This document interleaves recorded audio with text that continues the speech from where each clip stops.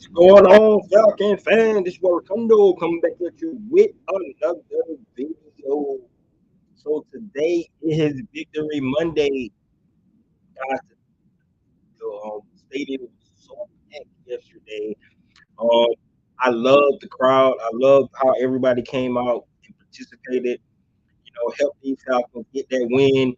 I think we actually contributed to the win as well, especially in that second half. About how we got out was loud. We actually created a false start. That's what our Atlanta Falcons need.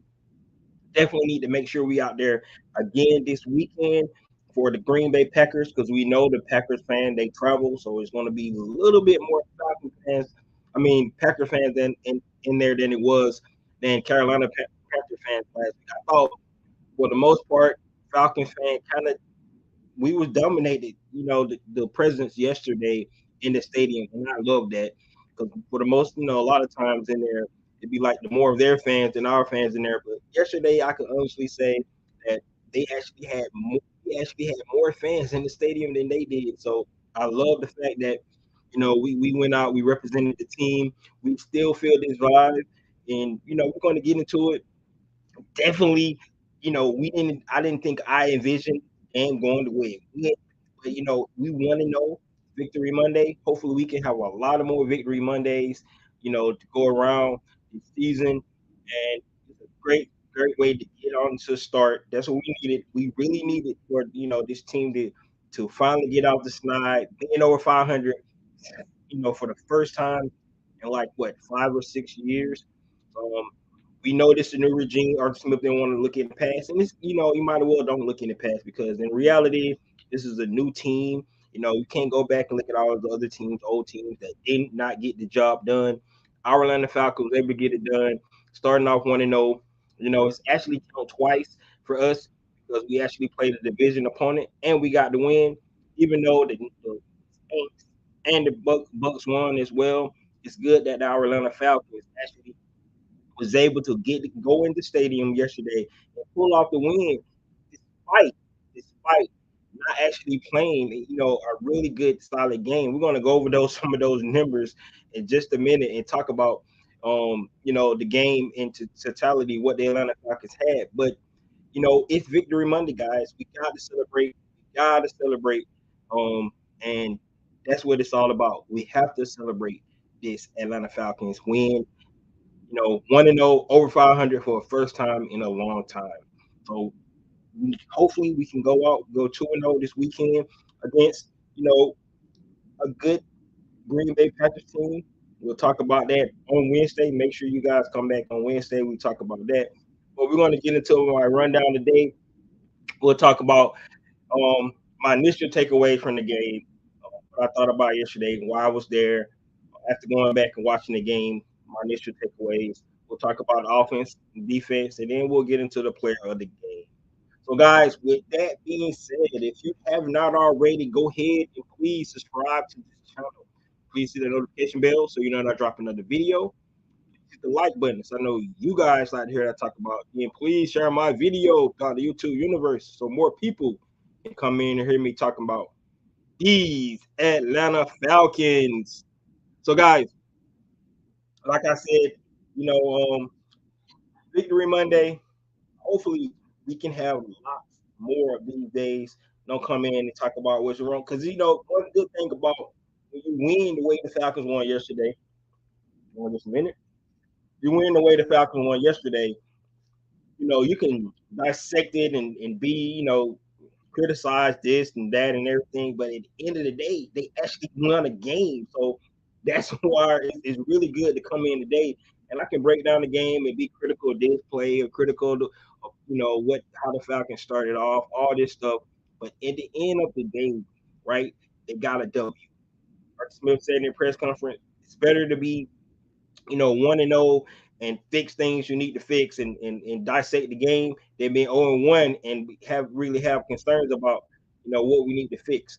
Now, I want to say this because if you looked around the NFL yesterday, what's going on, A1 Forever? If you looked around, that's my buddy Chris, guys. Y'all make sure y'all go out and subscribe to his channel. He's everything Atlanta. He talks about all the sports in Atlanta. Our Braves right now, they're 4 games away from clinching the NL East division. They own right now, they losing 4-0. Hopefully they come back. They had a doubleheader day against those Phillies. So hopefully they come back with that. But go out and make sure you check Chris channel, because he's really doing his thing over there. But what I really wanted to talk about when we talk about week 1, right? It's really no way to, don't overreact about what happened in week 1. Right? If you look around the league, there's a lot of teams that didn't play well yesterday. A lot of teams, a lot of quarterbacks didn't play well. Everybody wants to talk about our quarterback. Well, our quarterback, in reality, he only threw 18 passes, but he had a 118 quarterback rating, which is really good.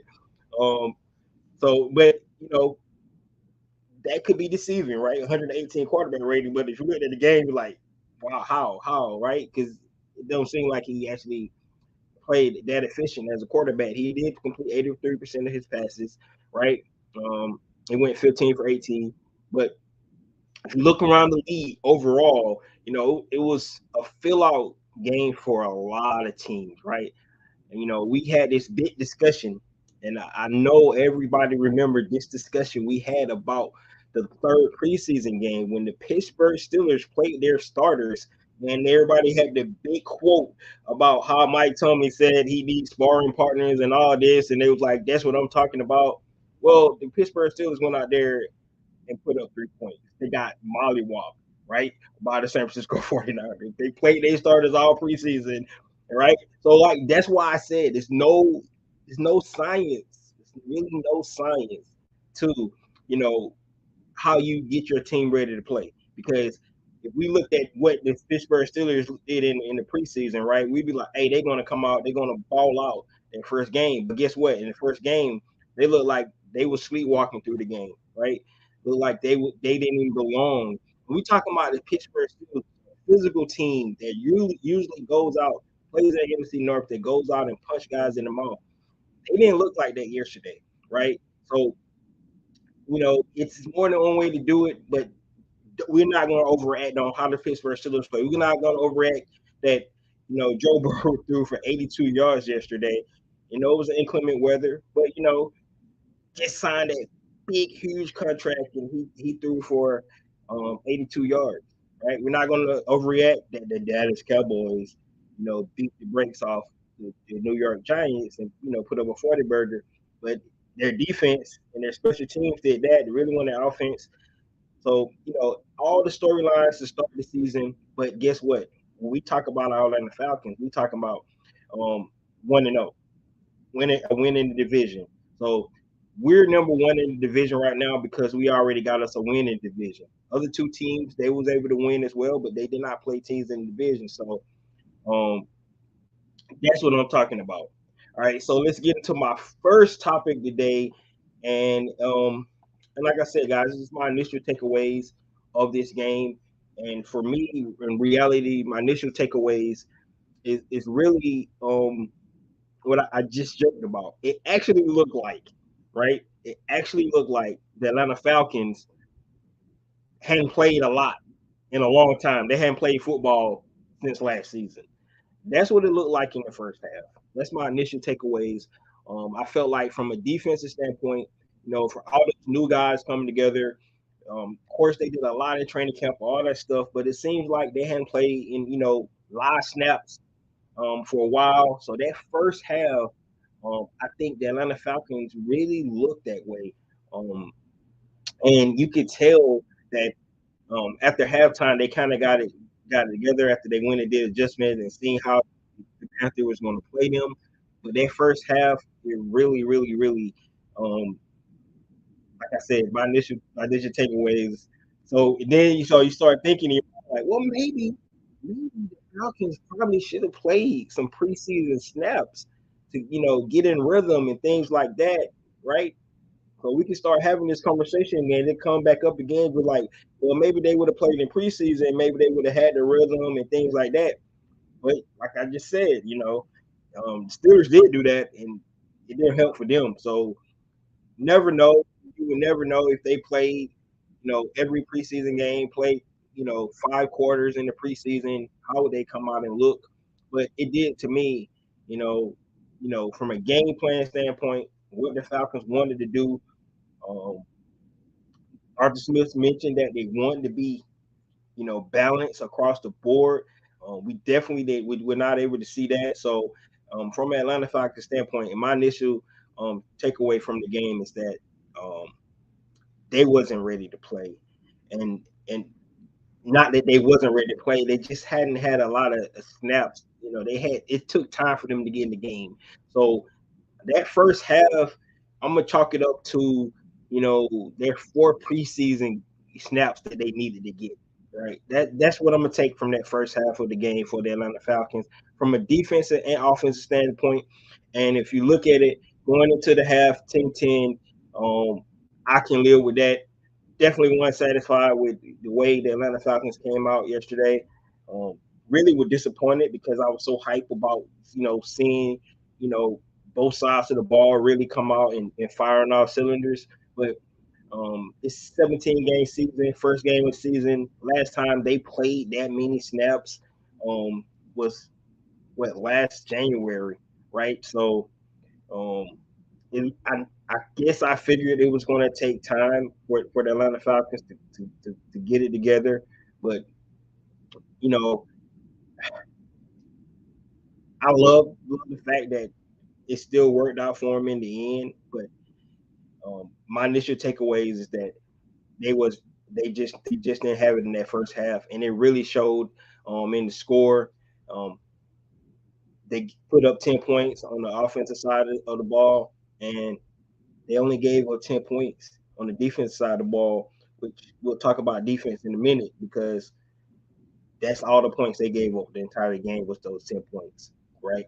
So you have to love it, and so, guys, that's my initial takeaways. I really want to know what you guys think about um, this initial game, first game of the season. The Falcons are 1-0.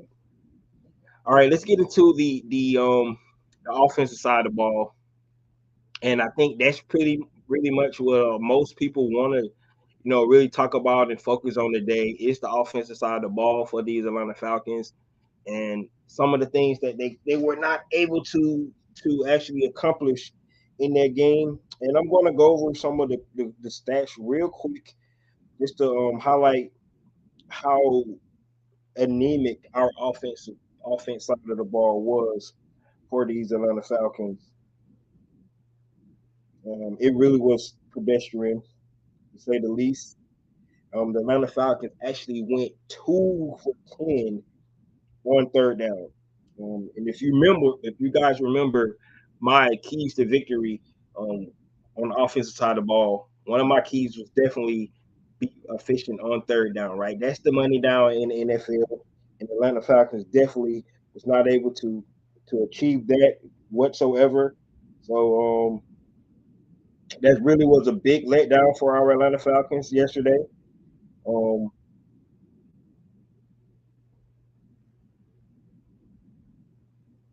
Let me get the stats here.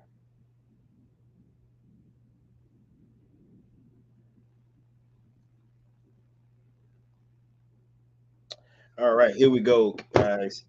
All right, so if you're looking at the offensive side of the ball, the Atlanta Falcons only had 48 total plays in the game. 48 total plays, right? And so if you look at that, um, their third down conversion rate, 2 for 10, that's horrible. That's probably couldn't get any worse than that, than anything that you could think about. You go 2 for 10 on third down. So if I tell you that the Atlanta Falcons won by 14 points, right? Um, and they went 2 for 10 on third down, you'd be like, how in the world did the Atlanta Falcons, how were they able to achieve that feat by only going 2 for 10 on third down, right? And only having 48 total plays, where the Carolina Panthers ended up with 72 total plays. So from the game point, if you're just looking at it, you know, at, in that faction, you would say the Carolina Panthers probably played a better game than the Atlanta Falcons, right? 72 total plays to the Atlanta Falcons 48 plays. They had the time possession almost 10 minutes more than Atlanta Falcons, but this is where um, context matters. And one of my other keys when I gave the keys to victory was score touchdowns in the red zone. And the Atlanta Falcons was 3 for 3 in the red zone, scoring touchdowns. That's where you look at that 2 for 10 on third down. They're scoring in the red zone is the factor of the game. All right, we're gonna talk about defense in just a minute because, of course, the turnovers is really um, why the Atlanta Falcons won the game. Creating the turnovers, but the points off turnovers, the Atlanta Falcons scored 17 points off turnovers, right? But the biggest key in this game is the fact that the Atlanta Falcons was able to score touchdowns when they got in the red zone. So they took advantage when they got in the red zone. They was able to take advantage of that. So looking at the offense, 48 plays definitely is not going to get the job done. We all agree with that. Definitely not going to get. Having holding the ball 10 minutes less than your opponent, letting them 72 plays, right? Not going to get the job done. But what Atlanta Falcons was able to do from an offensive standpoint, we take from the positives from offense yesterday, is the fact that the Atlanta Falcons was able to score 3 touchdowns. When they got in the red zone, they was able to punch it in for touchdowns, right? So right now, our Atlanta Falcons are 100%, scoring touchdowns in the red zone, right? That's what we have to see. You gotta love that. That's in my opinion why the Atlanta Falcons won the game because when they got in the red zone, they was able to punch it in for touchdowns. If the Atlanta Falcons get hold to field goals in those situations, the game will be a whole lot closer. Maybe still win the game because we won by 2 touchdowns. Um, we only gave up 10 points. But that's only that would have been only 9 points added to the score, so that would have made a whole lot closer. So instead of being 24 to 10, it'd have been 12 to 10. See, and now the Carolina Panthers only need a field goal to win the game. So um, that's where I think the Atlanta Falcons really made their bones. Was in the red zone. Yes, third down conversion was atrocious. No other way to look at it. Um, and the reason for that, most of the stuff, most of the things that happened to Atlanta Falcons was definitely in the first half. We just talked about how the Atlanta Falcons did not play well in the first half. Um, all 4 of their sacks, all 4 of their quarterback hits came in the first half. I really believe that Brian Burns was trying to wreck the game, right? I really believe, man, they need to pay that man because you don't need to take it off, take it out on us, on the Atlanta Falcons team, where he came out and he was trying to wreck the game. He really was. But I love the fact that Arthur Smith decided, and people going to criticize Arthur Smith for not doing more dropbacks, not doing play actions and bootlegs like that. The fact of the matter is, guys, in that first half, they could not block. They could not block. You know, Carolina defensive front, and we need to tip our hat off to Carolina defensive front because Carolina defensive front is really good defensive front, but I don't think it was to that extent. I think our techniques was really bad. Um, don't want to single out Caleb McGarry. I thought Christian Lynchman didn't have his best game either. Jake Matthews got beat on some pressures in that first half. Like I said, guys, that first half it's probably the baddest I've seen the Atlanta Falcons play from pass protection point since Matty Ice was here a couple of years ago. When we couldn't block for him. Now, a young quarterback maybe could have got out of some of the pressures, but he had no time to throw the ball all day. Um, that's what I seen when I was at the game. Then I went back and looked at it, the game again. I saw the same thing. That first half, he had a little time to actually, to go through any progressions, even any time to actually escape and get out because it was really, really quick.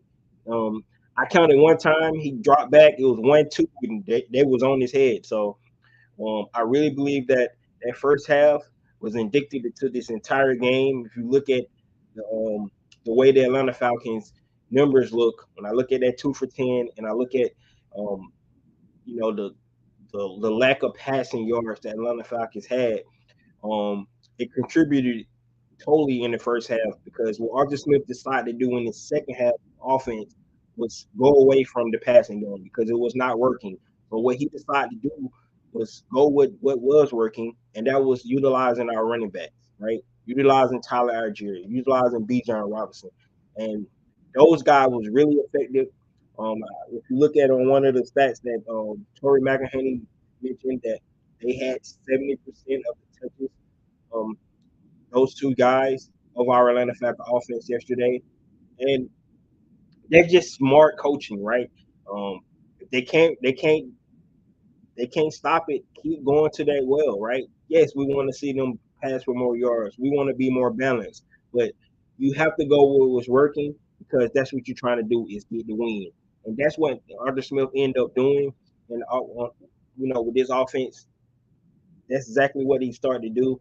Went away from the pass because that first half, Brian Burns was trying to wreck the game. He really was, man. He was trying to let the Carolina Panthers know they need to pay him, and that's what happened. He he really was trying to wreck the game, and he mentioned it. He was like, "Yeah, we weren't gonna let one player wreck the game."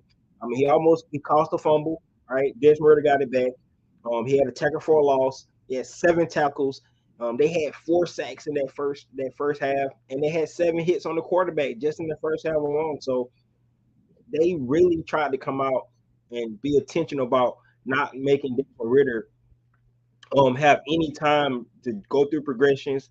Arthur Smith mentioned spacing and things like that.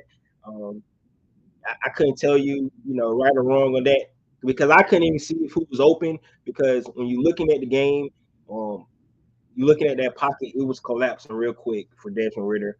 So he didn't have time to actually, you know, to pass the ball. Now, some things I felt like Arthur Smith could have did, and I'm not the coach, so I don't know, but I feel like he should have moved the pocket for Desmond Ritter.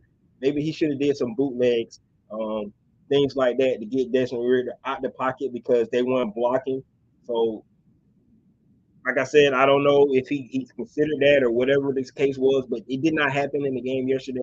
But maybe that's something. If our offensive line, I don't think our offensive line is going to play that bad all season. Like I said, I just feel like this the first game of the season. In my instant, that first half more like a fourth preseason game because we know they didn't get a lot of snaps. Coming into this season, live snaps. So I'm gonna contribute that because they did a whole lot better in the second half. So whatever the Atlanta Falcons decide to do, um, in the halftime to make adjustments, it actually worked. One thing we do know, Arthur Smith decided I'm just going to use my 2 horses, right? Um, and that's what he did.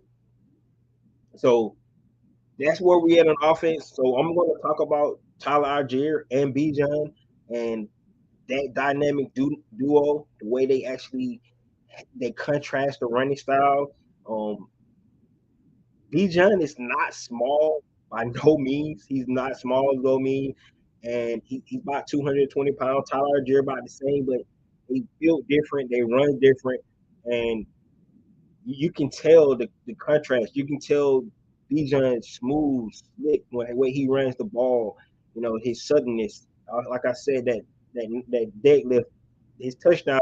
Seen that move he made, put on the linebacker trying one-on-one move, and then his suddenness, at the 5 yard line when he made the 2 guys bounce off him to get into the end zone, right? But then you go back to the difference, and you got a guy like Tyler Algier when he hits you, you bouncing off. He's not going down. One thing that I really like about Tyler Algier is the fact that he never falls backwards. He always going forward, right? That's one thing you say. That's why you call him a little bowling ball. And he's a big man. Like if you put him and Bijan Robinson beside each other, you can see how much just stockier and bigger Tyler Algier is built. About way about the same, but Tyler Algier is just built like a linebacker. He did play some linebacker in college, but he kind of built that way. And the way he runs the ball, angry, running through tackles, that's what he do. Then you got Mister Smooth on the other side, Bijan, the way he's able to tote that ball.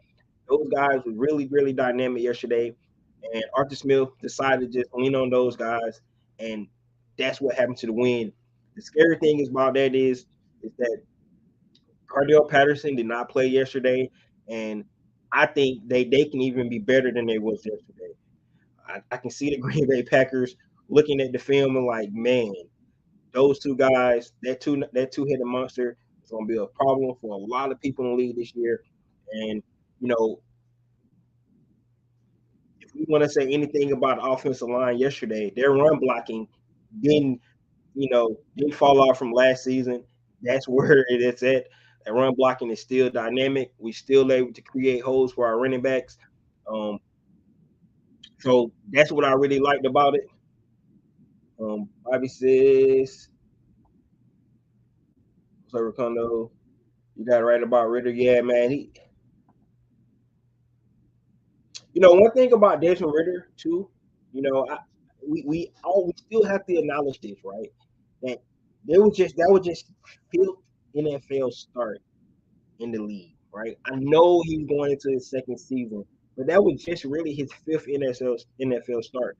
You do have to understand that, you know, and after yesterday's game, we still, if you had an opinion on Desmond Ritter going into the season, you should have the same opinion, right? Because yesterday game did not tell you either way, good or bad. We can tell you this: he didn't put the ball in harm's way, right? He's still the only quarterback after 5 starts have not thrown a touchdown. That's in NFL history. You can go look that up. That's impressive. Don't put the ball in harm's way. Um, and he still hasn't lost a home game in his career, collegiate and pro. So um, you take that with a grain of salt. But Desmond Ritter, still a young guy, still needs a lot to learn.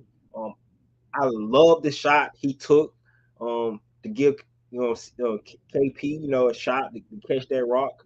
Um, that was a great play by Kyle Pitts. And sometimes you just got to give your guys a chance. Yes, it was in double coverage, but he gave Kyle Pitts a chance. That's what we're talking about, and we need to see more of that. I really believe we need to see more of that. The difference is last year when Kyle Pitts, was thrown deep, he didn't actually have a chance to make a play on the ball. This year, at least Desmond Ritter put it out there for him to actually have a chance to make a play on it. So we really gotta love that by Desmond Ritter. And I think like I said, guys, we should see him progressing, hopefully, each game getting better and better, getting more comfortable.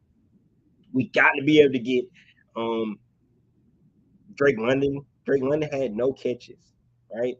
Like I said, you can't play no worse than Atlanta Falcons did yesterday and come away with a W, right? Our number one receiver had no catches yesterday.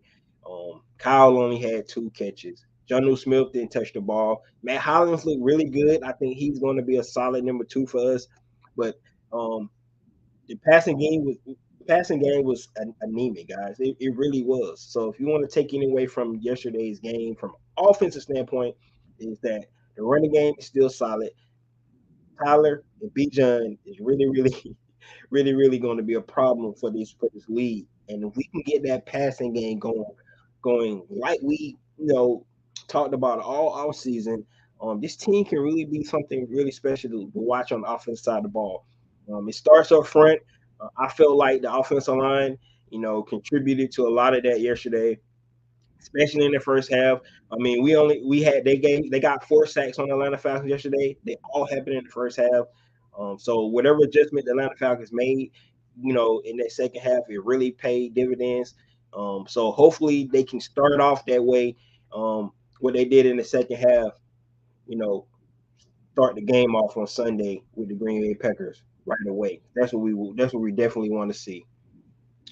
Bobby says it's funny how they forgot about Tyler. I know, right? Man, he is so solid, right? And it's going to be a problem, man. The curious question is though, when you look at those two guys yesterday and how dynamic they were, um, where do CP fits into the touches for this team? We talked about it all season about all these weapons that Atlanta Falcons have, and um, you know pick your poison and things like that. But there are so many weapons, and I really believe that Kyle Pitts and Drake London has to be factor into this offense, right? These guys, I mean, you can't pick guys in the top 10. And I know, it's all about winning, like Arthur Smith said yesterday. Zero, kids for Drake London. He's right. He's correct, right? If we get a win, if our guys he's not touching the ball, I get it. But at some point in time, those guys are dynamic. Um, you have to start to involve those guys into the game plan. They got to get involved because we can be that much more special if we get our top 10 picks involved into the offense. Um, they have the capabilities. It's not like they're bust or anything like that. We have to be able to get them touches. So when they look at a guy like CP, you already got Tyler.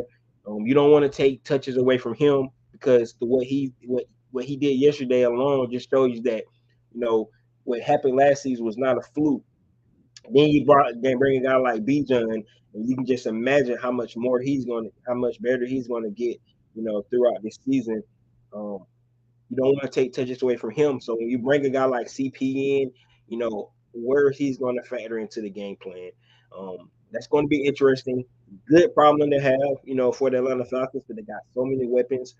And, you know, I really believe that in that second half, Tyler Algier, Bijan Robinson, and that offensive line start to wear those guys down because those some big guys, man. Once you get in the secondary, trust me, those cornerbacks and those safeties don't want to hit Tyler Algier and Bijan Robinson. I mean, look how Bijan just those two guys just bounced off Bijan before he scored the touchdown. It's just amazing. And then how Tyler just his first touchdown that they got where they clogged the middle, but like I said, don't fall, right? He didn't even stumble. We just balled it out and hit around the corner and got it in for the touchdown. So um, that's really going to be interesting to me. I can't wait to see how they kind of factor it in, how they figure it out, and things like that. So that's where I really believe Arthur Smith have a real challenge because I think John Smith, can definitely help this team and what he's able to do. We talked about Drake. Drake has to get touches. He's going to go up against a good matchup this week with Alexander. That's going to be a good matchup between him and Alexander this weekend. I wonder who's going to guard Kyle Pitts. That's going to be interesting to see. Um, maybe they put out our old friend on him. Um, Linebacker, I can't think of his name right now. Definitely get into the Packers on Wednesday. Make sure you guys come back and talk about that. But from an offensive standpoint, guys, we did what we had to do to win that game. Like I said, we were really successful in the red zone. Um, Arthur Smith went to the running game, bread and butter, and he kind of chuckled. He was like, he said balance all season, and he went back to what we do very well, and we run the ball. And if that constituted of us getting a W, hey, do what you got to do because that's what it's all about in NFL wins and losses. The stats are pretty things and stuff like that, but at the end of the day, you got to be able to punch the ball in the end zone. And have more points than the other team at the end of the game. And that's what Atlanta Falcons was able to do yesterday. And with that anemic offense, like I said, the Atlanta Falcons still was able to put up 24 points, where they did nothing in the first half. They did have 10 points, but they did nothing in the first half. They kind of woke up in the second half. And with Kyle Pitts only having 2 receptions, Drake London having no receptions, um, you have to love the Matt Hollins with 3 receptions, right? Kyle Pitts was 2, Matt Hollins was 3, Tyler Algier was 3. So not a whole lot of production from the passing game. Look at a guy like Tonga Waloa, threw for a whole 460 some yards, and Desmond Ritter threw for 115. And guess what? They both 1-0. So it's more than one way to get it done. Definitely want to see it improve because I don't think it's a winning formula for Desmond Ritter to throw 115 yards, and I think we're going to win a lot of games this season. So, um, but from an offensive standpoint, I love it, um, and I hope you guys feel the same way about that. All right, let's get into what we really was excited about, especially me, this offseason, and that was the defense. Um, and I felt like what the defense showed us um, yesterday, I felt like they kind of started off the same way the offense did. Seemed like they hadn't played in a while, and we know this. They had 6 new starters, 7 new starters on the field, um, and they played like they gave up runs. Carolina game plan on the offensive side of the ball was to get the ball out of um, Bryce Young hand really, really fast. That's what the game plan. Quick screens, quick slants, really quick passes. That's what they did. But I felt like Atlanta was less aggressive. They had this mantra of being attacking aggressive, attacking aggressive, attacking aggressive, right? But I felt like initially the Atlanta Falcons wasn't as aggressive if they could have been, in that first half. And that's what it seems like. They kind of felt like they kind of let the game come to them, trying to figure out what the Panthers was doing, fill out game, of sorts. And the Carolina Panthers was able to move the ball to start the game. They really were. Um, I'm not gonna lie. I was kind of like, what the hell? I know they better than this, but they wasn't as aggressive as they should have been in that first half, and so to me, it's sort of like the same thing what I said with the offense. It's where they was in their preseason mode in the first half, and they went back in halftime, made an adjustment, and decided, okay, let's play Falcon football on defensive side of the ball, and then those guys start to rear their head. Right? We talked about that front line, um, and that's when the Atlanta Falcons start to really get after Bryce Young. Um, they had a lot of pressures in that game.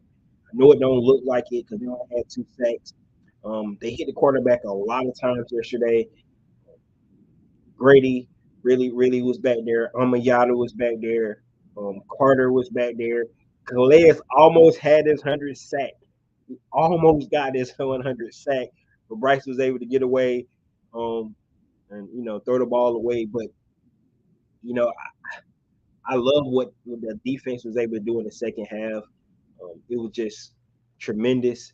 I think the biggest takeaway from this game, though, is um, our biggest signing that we had in our season, and that's definitely with Jesse Bates third. Right, that's the biggest takeaway. Right now, you can go back and you can look at back all the content creators for the Atlanta Falcons all off season. Maybe you go back to even last season, right, when we knew Jesse Bates was actually going to be a free agent, and everybody was saying that Atlanta Falcons need to get a playmaking safety on this team, right? That's what we all said.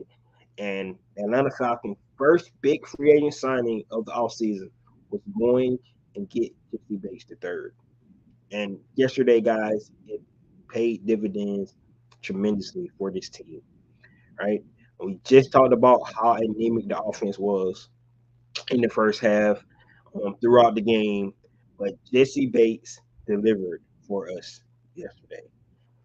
His 2 interceptions, his forced fumble is really um, the point of the game. I talked about offense. I talked about all this stuff. How well the Atlanta Falcons did in defense, but 17 points off of turnovers is huge for this team, and it all because of the play of Jesse Bates. Right, he took advantage of the young rookie quarterback, staring down his targets, and and you know, and he reacted and did what he was supposed to do. That's what you gotta love. Um, on a running play, Sanders, he knocked the ball out of his hand. So everything that we thought we were going to get from Jesse Bates, it kind of all translated, you know, in that first game for us, right? And it kind of give us an idea of how this actually defense, especially in the back half with Jesse Bates back there. I thought Richie Grant played well as well. I don't know if you guys saw that big hit he put on Adam Thielen after he caught the ball, but the defense started to really rear their head in that second half. They really started to get off Bryce Young, and they gave him the welcome to the NFL moment, right? Um, if you go look at the history of the rookie quarterbacks getting drafted, number one overall, they have never won their first game in their career. And I'm glad the Atlanta Falcons kept that stat um, as such. Not letting Bryce Young able to let go. He started to press a little bit. His accuracy that we seen in Alabama was really not there, especially on his deep balls. If you go look at his his um, his chart where he threw the ball, it was all short passes. He connected nothing deep down the field.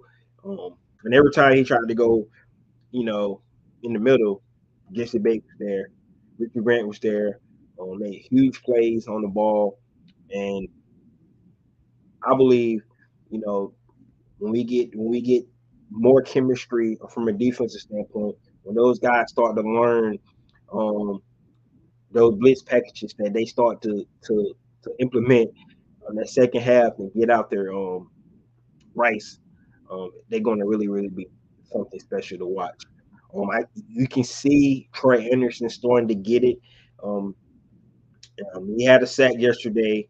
Could have had more than one because he started to really really start to show his athleticism, his ability, his speed, his all the traits that we seen for Troy Anderson when why they drafted him in the first place. It started to show off. Um, Lorenzo Carter was big for yesterday. Grady, Yada, all those guys started to show why we think this defensive line really this front seven can really really be really good for us. And with Jesse Bates at that quarterback in the backside, I really think it's going to pay dividends for us.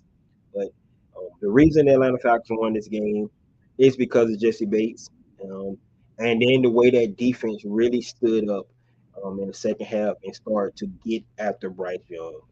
Um, those are factors on defense. Um, so many guys. We none of our cornerbacks really got tested. I thought um, Trey Flowers got tested maybe one time, but like I said, it was a rush throw because the pressure was coming down Bryce Young, so he couldn't set his feet and make an accurate throw. But it was numerous passes that he couldn't set his feet. And we talked about this. You go back to my old videos when I talked about, pressure versus sacks, right? Um, Sacks are good, right? Because sacks you cause maybe a fumble or something like that, you loss of yards and things like that. But what you really want to do, and if you can do this more than sacks, if get the quarterback off his spot and create pressures, um, that's when you have quarterbacks start being like, what Sam Darnold started to say, a couple of years ago, he's seeing ghosts back there, right? Because now instead of looking down the field and trying to, use your progressions and fine, you starting to look at the pass rush because every play somebody's in your face, right? And that's what Atlanta Falcons started to do to Bryce Young. Every play somebody was in his face, right? They started to get home, and it really showed. The last play of the game, the last possession for them, um, he's scrambling for his life and he get tackled. That's what we seen in that second half from our defense. And if they can take that play, um, the whole team, if they can just take what they did in the second half and make a whole game out of it, I think we'll really, really be excited about what we see from this Atlanta Falcons team. And then they can start stacking weeks, right? Of course, it's the team we see now in this first quarter of the season, hopefully, be a whole lot better in the second quarter. But if we can pick up wins and gain momentum on the way while this team started to get that chemistry and get that bond together, while we win, that's what we want to see. So, um, from a defensive standpoint, head off to our defense in particular, too. Um, like I said, of course, you know who my player of the game is going to be, and that's going to be Jesse Bates. Like Barty says, I think we really got to understand that we still somewhat in preseason, 100%, 100%. Especially, you know, now you could kind of you're going to start to see a little bit better because now it's actually tape out there. You kind of see what teams been working on all off season, and you can kind of start a game plan a little bit better, things like that. It was really hard for the Atlanta Falcons, the game plan for the Carolina Panthers, because it was a new coaching staff, new defensive coordinator, new offensive coordinator, new quarterback. So it was a lot to actually, to to try to figure out what's going on. It's going to be kind of similar on what we're going to get with Jordan Love um, this week, but at least at least we do have something on film to go off, for the Green Bay Packers this week. So that's going to really be good. We know what they have. They got a lot of young receivers, got two good running backs, pretty good offensive line. Our defensive line really gonna have to come with it.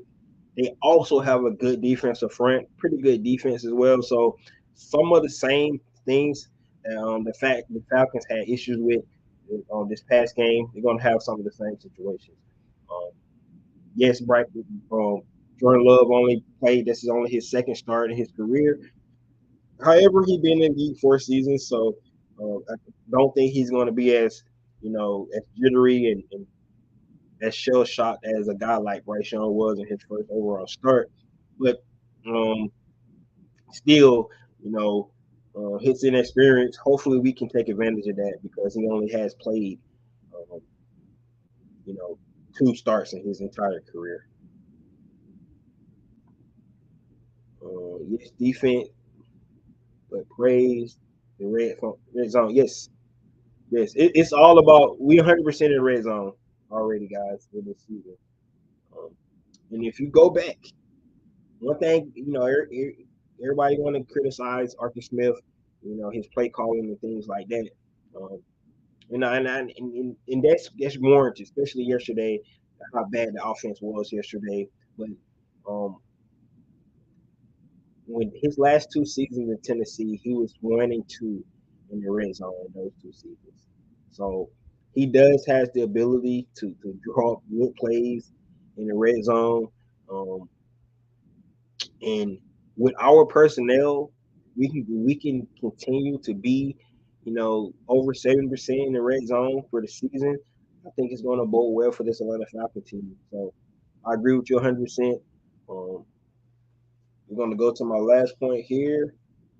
And the player of the game, we don't even have to you know, it's only one player of the game, right? It's nobody else we can really talk about. And of course, it's Jesse Bates. But his ability to create those turnovers, put us in good field position, and the Atlanta Falcons to take advantage of that and able to put points on the board. You have to love um, how efficient they was in the red zone. Now, with all the things that we talked about, the getting chemistry down and things like that, one good thing we can say out of yesterday's game was it didn't bother them, that chemistry, the lack of time, playing time, and things like that in the preseason. It didn't affect their red zone efficiency yesterday. So that's one of the good things we like to see. So, so guys, like I said, Victory Monday. Really, really um, love what I saw from the Atlanta Falcons because we got the win, of course. Um, it could have been so many things that we could come out here and talk about. Things I talked about today, you know, but I would have been like, why Arthur Smith didn't do this? Why he didn't go this way? You know, you can, like I said, you can dissect this game 100 ways if you wanted to, and you know, nitpick this, nitpick that, nitpick this. But the fact is, it's really hard to win in NFL. You can ask any NFL team about that, and they all say the same. It's really hard to win the NFL, and since the Atlanta Falcons was able to get the win, you know, it felt better to go into film room and talk about all the things you did bad, right? Because you know, even though you messed up on this, Caleb McGarry, even though you got blown up off the ball by Brian Burns a couple of times, he knocked you back one time, he went around you another time, right? But in the end, you know, you can you say I can fix that because we still got the win, right? That's why you want to look at it. It's always better to you know to make correction and say we're gonna do better next week, right? Because you feel good about hey, I didn't cost us the game. It wasn't my fault we lost, but I know I need to play better, right? That's how you look at it all the time. All right, it's 1-17. We got 16 more games to go. We're gonna take it 1 week at a time. But God, I really hope that I can come in here every Monday and be like Victory Monday, and then we can nitpick, you know, throughout the game. Uh, we can say Desmond Ritter still don't got it, but if we get wins, um, that's all we can say. Appreciate it, man. Appreciate it, man. I'm gonna keep bringing it to you guys. Like I said, on the home games, just gotta let you guys know on the home games. Um, usually, when I get home, I actually give my thoughts post game that night. I did last night, but I just didn't feel like it. That's why I came here today to talk about it and actually watch the game again too, just to just to see what I saw at the game because I didn't want to come out and blast the offensive line if it was Desmond Ritter's fault. He was holding on the ball, didn't get it. But I can 100% tell you, um, most of the time he didn't have time to throw the ball. So they want to criticize the young quarterback.